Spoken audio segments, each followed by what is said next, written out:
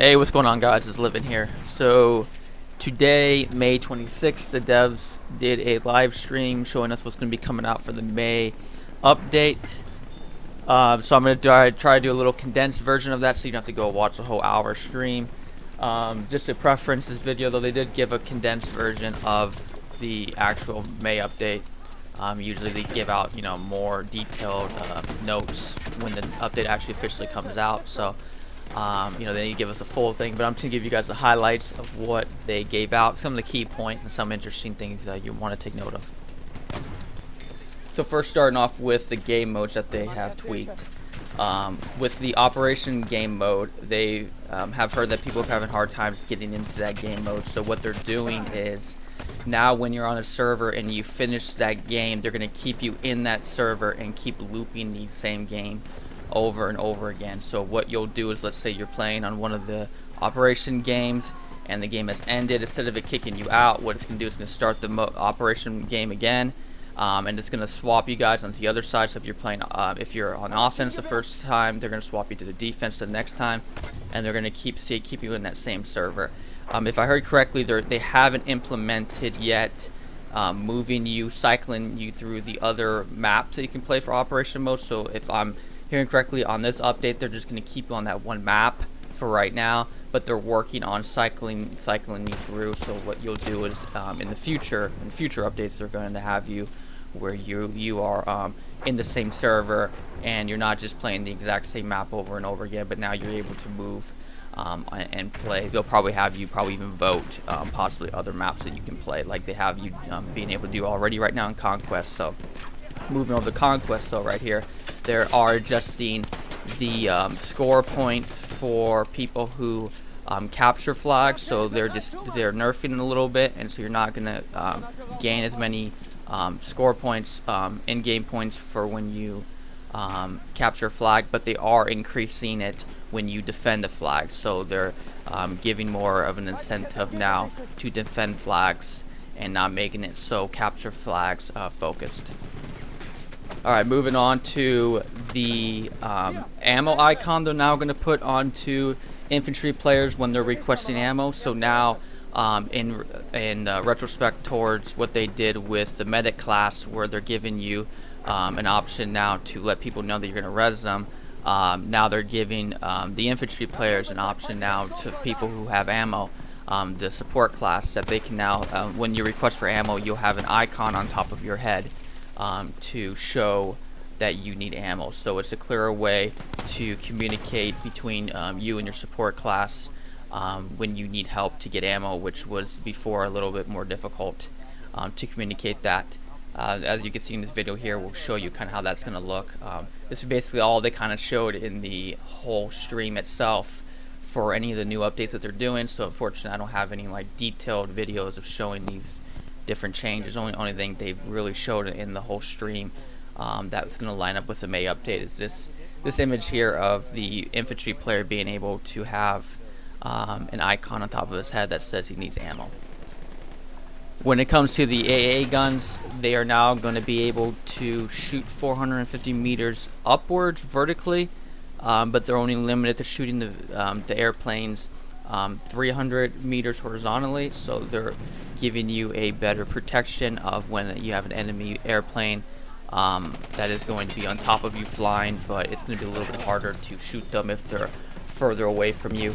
They're also going to give you the option to use your repair kit, your repair tool that is used in the support class, to be able to repair the AA gun if it's been damaged. So no longer will that be not being able to be fixed and you have to wait for it to respawn.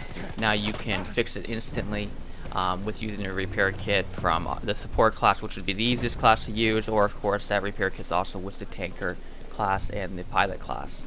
That as well does work for the artillery gun. So if your artillery gun is destroyed in game by a by a tank, you are able to repair that as well with the support class. They are going to swap the gadget ability for the attack airplanes and the bomber killer. So now the attack airplanes will now have a speed boost for their ability, and the bomber killer will have a repair. So previously, before, it was the other way around, where the bomber killer had the speed boost, and the attack planes had the repair. So now in this update, they're going to swap that around, and that's going to be the new ability for each of those planes.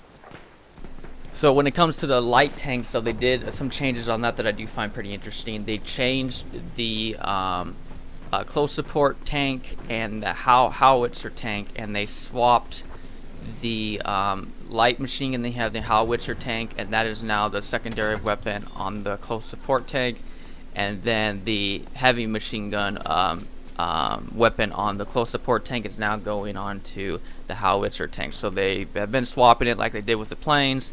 They swapped some of the weapons for the light tanks, and then they did slow down the flanker tanks reload cannon speed. So the speed on the cannon for that tank is for the reload speed is going to be nerfed a little bit. It's going to be a little bit slower. Now they are going to do the changes for the Bayonet Charge. If you haven't heard, they were going to change the ability to use the bayonet and be able to kill people around turns really quick, or maybe do a 180 and turn around completely and start killing someone from behind you using the Bayonet Charge. Now it's going to be more centric on just being able to really stay into a lane where you're basically kind of can weave a little bit to the left and right. But you're not going to be able to do these sharp turns anymore when doing the Bayonet Charge, as well as they're reducing the damage that's going to be dealt with the charge itself. So it's easier to take out the Bayonet Charge. When you went to a Bayonet Charge, your health went up a little bit. So if you were in close range, it was going to take 3 pistol shots instead of 2. So now they've reduced that health, where now the health of the Bayonet Charge is proportionate to how you would already be as an infantry player. So 2 close range pistol shots will be able to take you out. One thing I do want to note that's completely not related to anything of the Bayonet Charge, which is something that I think it's probably the first thing I'm going to go do when the update comes out, is there is a setting that they are adding where you can reduce the camera shake on it. You can't reduce it completely to 0, but you can reduce it to about 30%. You as well can increase it to 100%. I'm not sure where that is at right now, but it's somewhere in between those.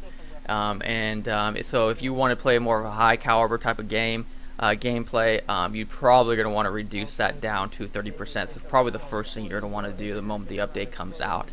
If you've ever been in a situation before where you have where you're on a tank and a bomber and they're all dropping bombs everywhere, and you're just trying to shoot a guy right next to you and you can't because your whole camera is shaking, this is going to help it out a lot. It's not necessarily going to go down to 0 where you don't feel it at all, but it's definitely not going to be as high up as you are experiencing it right now. So that's the first thing you're probably going to want to change if you want a more high caliber game. And maybe you don't. Maybe you like the realism more. Maybe you want to feel more of a weight to it. Then go ahead. You can update it to 100% and experience a little bit of that camera shake, and and enjoy a little bit more of an immersive experience there. Now, there's one thing in the live stream they were a little hesitant on releasing because they still have to get it approved by PS4 and Xbox. And actually, the whole update, they have to get approved by them first. So they weren't actually able to give out a release date yet on when that update's coming out. But they were a little more hesitant on this area, which is the key mapping for PS4 and Xbox. And you're going to be able to, at least from Battlefield side, they want you to be able to have the ability to go into a settings and be able to adjust how you want your key mapping to be like. So if you want to change, your trigger button or your jump button, or maybe even the. All right, so finally here, I just want to end off with the actual netcode fixes that they did. They're trying to favor the servers more for people with lower ping. So if you're caught in those situations where someone's going around a corner and you shoot him and you feel like you got around the corner soon enough, or maybe you felt like your shot should have killed the guy before you got around the corner, it's going to favor the one with the lower ping. So the server's going to recognize that more. So if you feel like you got the shots before the turn, or maybe let's say you thought you got around the corner, there's a lot of situations where I'm in where I think I get around the corner in time and someone shoots me, and on my screen it says I'm around the corner but he gets the kill. If you have a lower ping, it's going to favor you in that situation there. So if he has a lower ping then, and you feel like you got around the corner, if he has a lower ping, it's going to favor him. So they're leaning in on towards that. I think the threshold that they said, actually I know exactly the threshold they said, it's 130 milliseconds for Europe and North America, and then 200 milliseconds for everyone else. So if you're going to be in a server where you're past that threshold, and let's say you're at 150 milliseconds, which is an example they gave, you're going to have to lead your shots by 20 milliseconds to make that threshold.